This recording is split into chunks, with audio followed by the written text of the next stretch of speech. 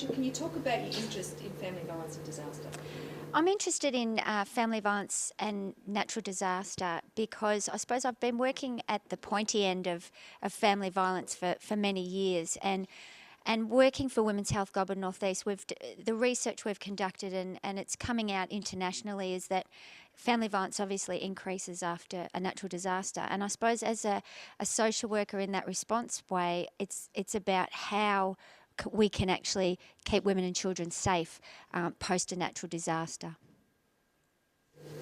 So can you tell us about family violence after a natural disaster? In terms of family violence after natural disaster, the rates of the reports and incidents increase, and what we know is that it's often pre-existing the natural disaster. So you've got more often than not, many years of abuse have preceded that natural disaster, and after the natural disaster, it's exacerbated the violence and abuse. What we also know is that there are often new instances of abuse and violence post the natural disaster, and I'm particularly focusing on in the context of intimate partner relationships there when I say that. And that's what we need to be really seriously looking at in terms of how we keep women and children safe.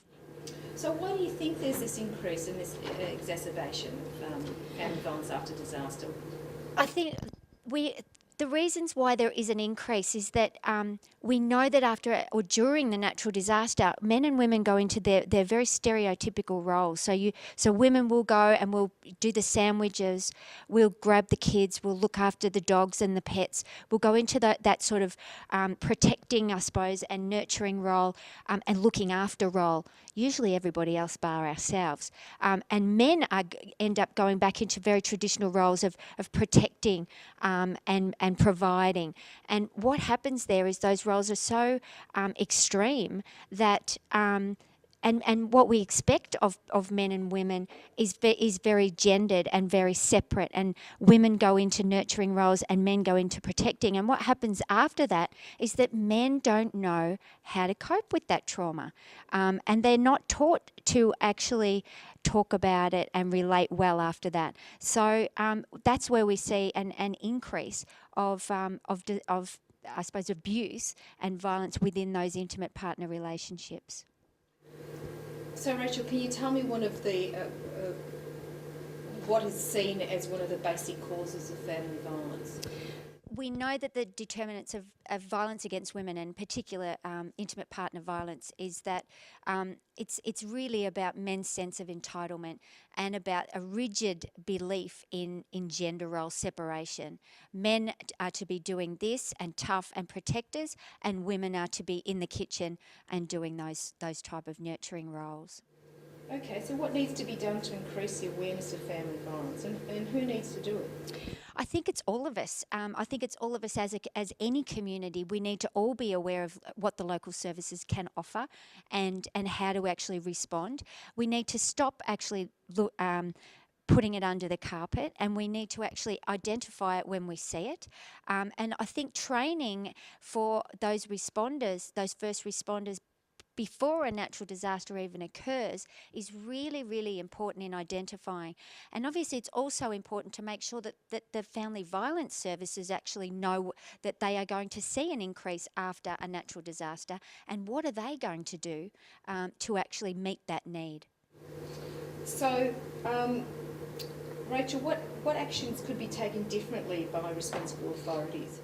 So some of the actions that we could do differently are particularly around how we actually provide information about what's available. So in your community centre or your shelter, that everybody gets a bag of information on what services are available. Men, women and children get a bag, and in that bag it's about how to keep healthy, and it's about where family violence services are, and also in terms of what is abuse.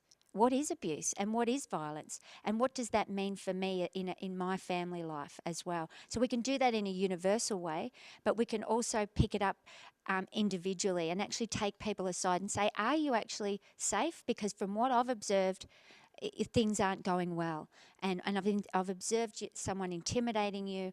Can I help you? And are you feeling safe? Are you safe? I think that's really important.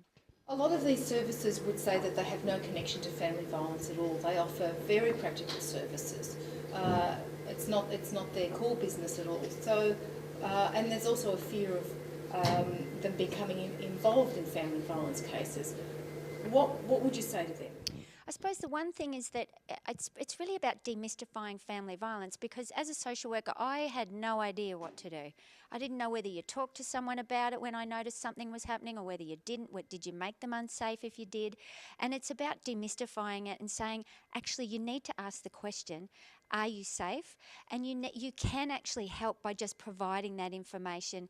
And actually, you don't need to be involved in the case. You don't need to do anything more than actually pick it up and actually give information when you can, and when you can in a safe way. So, Rachel, do you have an example of when attention to gender had negative consequences, or alternatively, when it had positive consequences? I think in the training that I've done, it's been really quite confronting, particularly for men that have been, in the emergency services world or in the police force, and they see family violence as being something that isn't happening in their communities, and I think what we need to do, and I've actually seen particular gentlemen come to a number of trainings that we've provided, and they've actually.